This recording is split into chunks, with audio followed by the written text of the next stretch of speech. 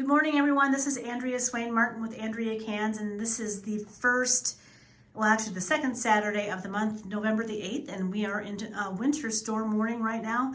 And this was an experiment for us, so I'm going to have Kim talk a little bit about what we did this summer with apples and crab apples. Okay.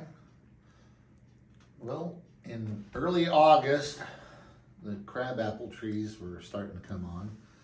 And down at our Dollar General store, they have some beautiful apple trees and crabapple trees planted along the highway up there on the city berm, more or less for decoration. And I went in and talked to them about it because initially I thought what I thought was plum trees was these big, beautiful crabapples, nice sized crabapples. They granted me the okay to go pick anything I wanted because nobody else does and they hate to see them go to waste. So we went down, we harvested crab apples. I think I picked a few apples down there too. But the crab apples were nice size. We've made jelly. Which is delicious.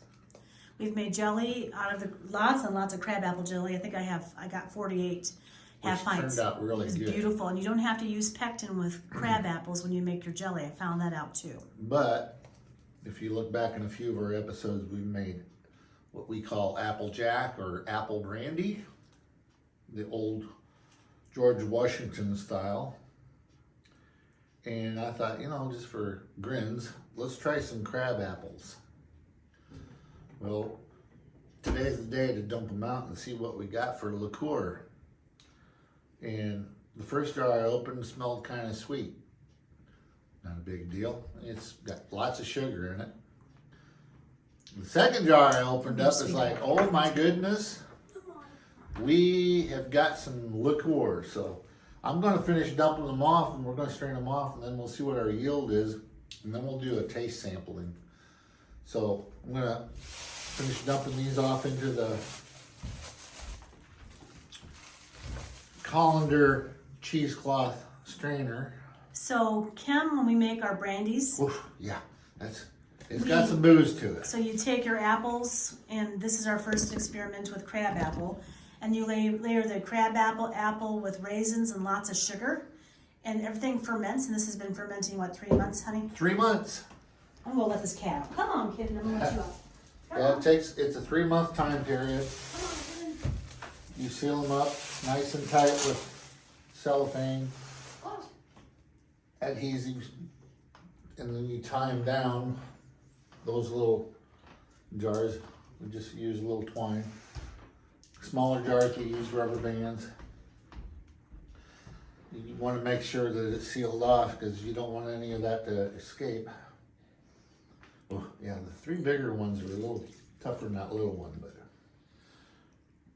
Well, you guys, what we're gonna do? It pulls the sugar pulls the juice from the apples. The raisins, I think, are in there just to give it a little color, a little extra yeasting and stuff because they're dried. Phew, I can smell that all the way over here. Woohoo! I've got to let this strain off and then we'll get it bottled up. And you can see the finished product. All I'm going to do is let this strain through this colander and stuff. And then I'll strain it all out. And then it'll go in the garbage because... Sure, why not? Let's try one. It's only been sitting downstairs for 3 months.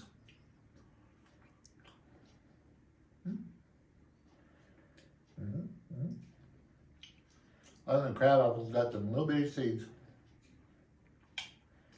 That tastes good. Does it? Mm-hmm. All right, we'll be back to you in a few minutes and we'll be sampling alongside you. Talk to you later. Bye. Okay, we're back, and so Kim's going to give an official taste of the Crabapple Brandy. Okay, it looks like apple cider.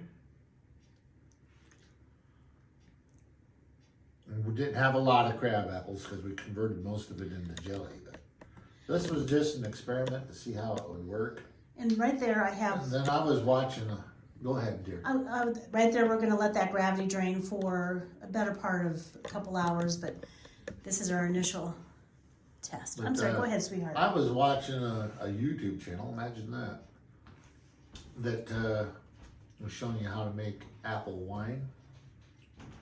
And the person that was making the wine said, did you know that most apple juices on the market come from crab apples? And I'm assuming it's these crab apples right here, because it was about 1.5 inches long, 2 inches long, maybe 1 inch round.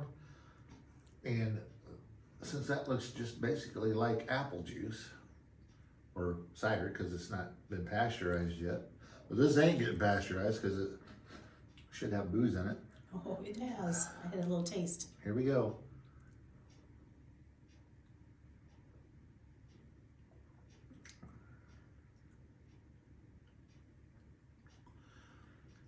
That's really good. I think so too. It's got the appley taste, a little bit of tartness because it is a crab apple. It's sweet enough from the sugar. It has that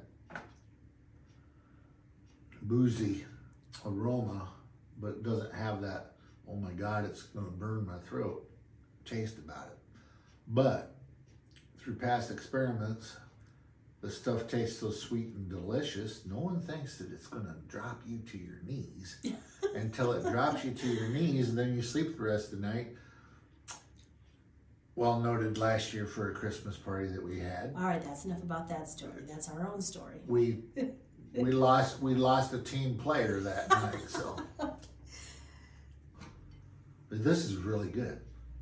And I can't wait to have that person try this. She's gonna love it. Mm.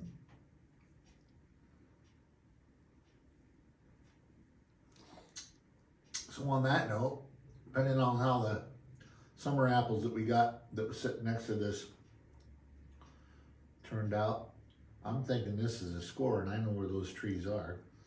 And it's for free, and all we did was go over and ask if we could have them.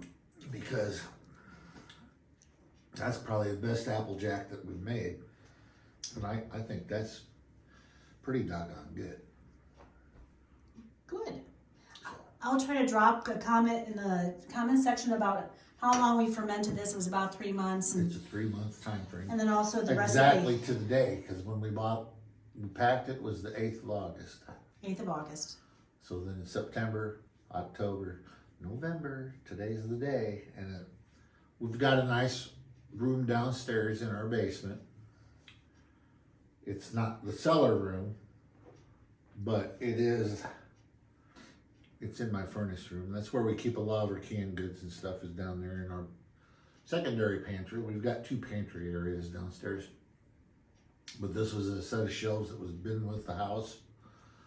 And it's like, boy, that's a perfect spot to put these jars to ferment. Because otherwise we put them in our closet room. Because you want it to be pretty much a not a lot of sunlight comes in. Well, the basement was perfect. It gets a little light through the one window, but then other than that, it's pretty much not in the sunlight. It's maintained temperature. It's not over 95 degrees downstairs, and it's not colder than digging a well in the middle of springtime in the middle of Nevada during a snowstorm.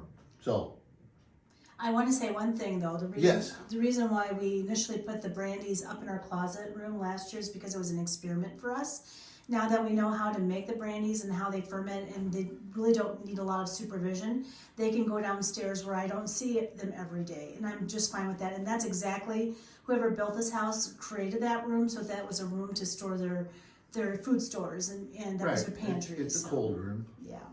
So anyway, this is Andrea Swain Martin with Ken Martin. We're glad to see you today. Sorry we haven't recorded much lately, but we've been busy around here, so. If you've been following us, it's been cold. We've had other projects, but I promise come springtime, stage 4 on that little camper project I've been working on will take and commence. So I got a few more ideas since it's been sitting here idle as to what I want to do to it. So you'll come back to that in the springtime, but keep following and liking and subscribing to Andrea Cans. And we're still debating on changing the name. I still think Andrea Cans is just perfect. And Kim does odd and end jobs, so. Thank you, everybody. Have a good day. Bye. Goodbye.